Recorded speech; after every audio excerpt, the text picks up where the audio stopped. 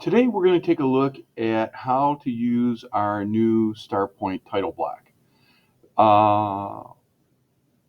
So the very first thing you have to do is go to the Google Classroom and download this file right here. And how you do that is you click on it and it'll come up with no preview available. Hit the word download and it will go right down to your downloads folder on the desktop computer.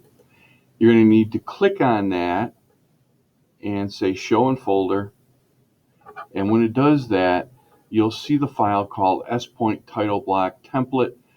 Yours won't have a number 2 after it. That's just because I've downloaded it a couple times. I'm going to right click on that and copy it.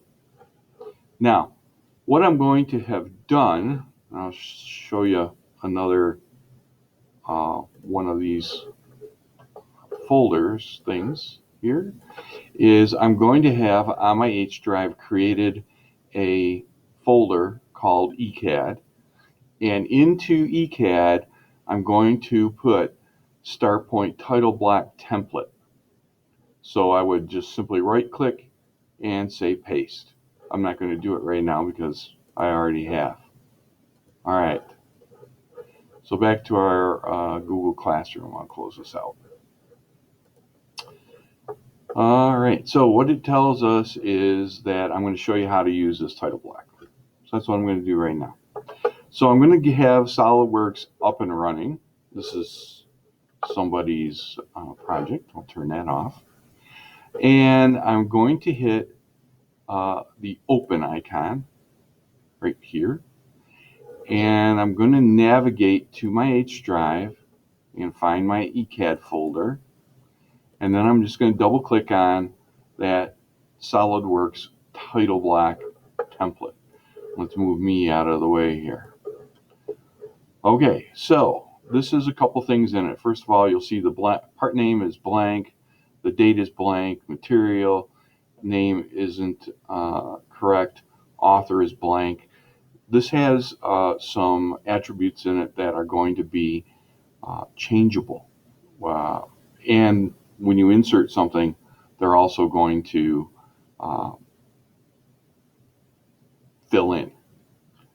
So I'm going to pause this for a second because I got to find a file. Maybe I won't be doing that. Okay, I'll go find a file. All right, so how you use this is you go to Model View and you select the word Browse. Well, I'll go to Claw here. I go to my Claw folder. And I will click on one of my part files and I'll say open. And I'm going to put this onto my title block. Now, I have a couple of problems here. One, this is very, very small. So I want to make this fill up my title block as much as possible. And this is a B-sized piece of paper. So to make this fill up my title block as much as possible, first of all, I'm going to make this an isometric. So here under orientation, that's just for this particular part, I want this to be isometric. Other times we'll do front, right, and top views. And right down here where it says scale, I'm going to use custom scale. And this says 1:8. So I'm going to change that 8 to a 4. That'll make it a little bit bigger. See that? There we go. I just clicked in the menu over here to get it to update. And I'll place that. And there is that stand. Now, I don't have to do anything else other than hit the green check mark. Notice our title block hasn't changed down here. But we have a rebuild tool right here. Looks like a red and green button. So I'm going to click on that, and you'll see now that the word center post is here. So whatever your file name is, and for me this is called center post because that's what the part name is. It's also put in today's date and the person's name who drew it. I didn't originally draw this thing, so that's why it has this other person's name here. Now, right here where it says your full name and material and scale, these are things that need to be changed. So I double clicked on that, it turned yellow. Then I just clicked on full name, your full name here, and it's now editable. So I'm going to turn on my caps lock because things in engineering drawing are done traditionally all in capitals. And I'm going to type in my name,